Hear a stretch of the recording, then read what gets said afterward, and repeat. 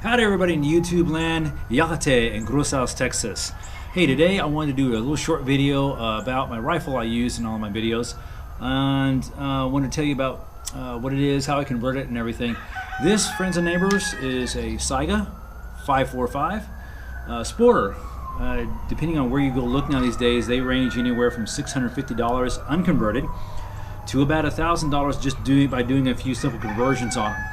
I want to thank JT Sports in Coppers Cove, Texas for making a great deal. Jean, go talk to her out there if you need another firearm.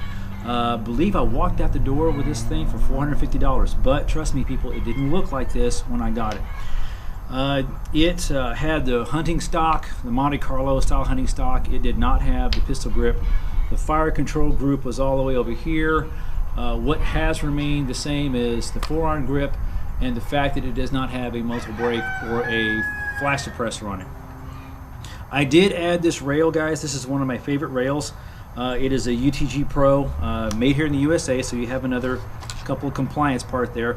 It does have an extra rail that come with it, but I didn't really need it, so I took it off. You can buy the conversion kits, guys, from Carolina Shooter Supply. They're really some awesome people. Make sure you check them out if you want to convert your rifle from the sport version that they sell. I believe for this one I bought conversion kit number 2. I was able to repurpose, reuse, recycle, whatever you want to use, a buttstock, a Tapco buttstock.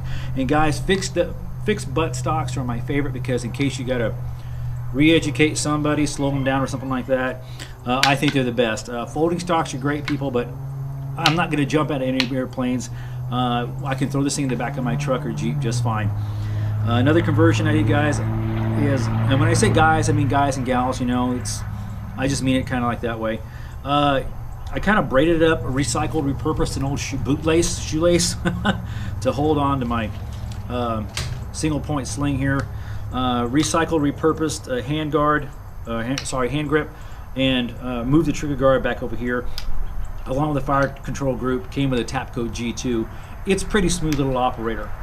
Other than that, guys, painted it my snakeskin paint job, and probably due for about another paint job because as I change seasons, I change my paint jobs. Getting back into spring, it's beautiful and great out here in Central Texas. Now, people, pretty much people have asked me what my qualifications for a decent rifle is. For me, it's about a carbine. It's easy to get to. Like I said, I carry mine in the back of my truck or in my Jeep or something like that. It has to be pretty much a 16-inch barrel length on there. It has to be able to make sure your weapon's clear. It has to be able to fire every time I pull the trigger when there's ammo loaded into it. That's a big thing for me. I do not tolerate failure to ejects, failure to feeds, or any problems like that. I don't tolerate it. The other thing that is a requirement for me from when I own my rifles is it has to be able to shoot any brand of ammunition in the proper caliber. That goes, people, for 7.6, Monarch, which is from Academy here in Texas, Red Army Standard, a good heavy hitter, 69 grain, and Wolf Military Classic. Whatever brand, I don't care. If it's 5.45 by 39 and a 5.45 by 39, it has to be able to function. The other thing that I require of it is it has to be able to, you know, take any kind of mag. Quality mag, guys. When I say quality, that's a broad term. Basically, quality means it has to work and it's pretty darn tough. ISD Bulgaria. Some people bash them, but guess what? They work and function fine, like you saw in my last video. Tapco works and function fine. The one it came with is this 10-round magazine made by Izmash. Now, a lot of my purist friends that are AK shooters say, well, the only decent AK mags are the metal ones, or the ones that are polymer with steel reinforcement on it. Well, let me show you something, folks. I've seen these things listed for a lot of money, like about 30, 40 bucks, even though it's just a 10-rounder. Let me show you something about that. Magnet, okay?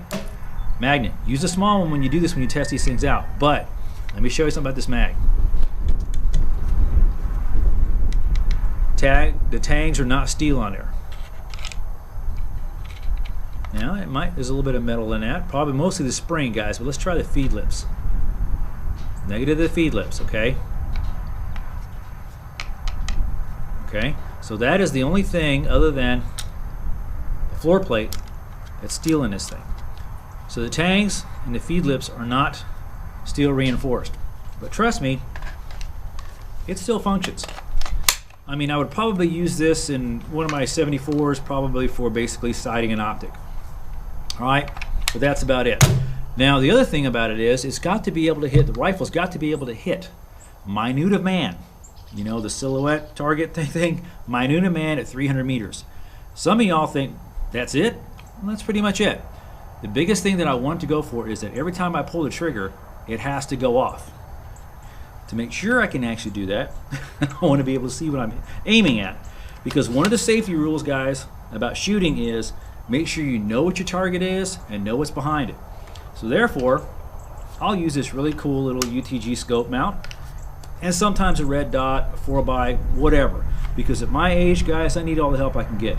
If you can hit a target 300 meters past or something, or 500 meters, 600 meters, whatever, using iron sights, amen to you, okay? I prefer to have a little bit of edge, guys, okay? I see no problem in having a little bit of an edge when it comes to shooting. Again, I always want to know what it is that I'm shooting at. Well, guys, that's about it. I'm Johnny. I'm the Practical Nurse. Please be practical in everything you do in life, okay? Because life is too short. And make sure you always clean your firearm, because the time that you need it, you definitely don't need it to fail on you. I'm Johnny the Nurse. If you have any questions or any comments, or any advice, please don't hesitate. Post it in the comments below. Johnny the Nurse, have a blessed day. Out.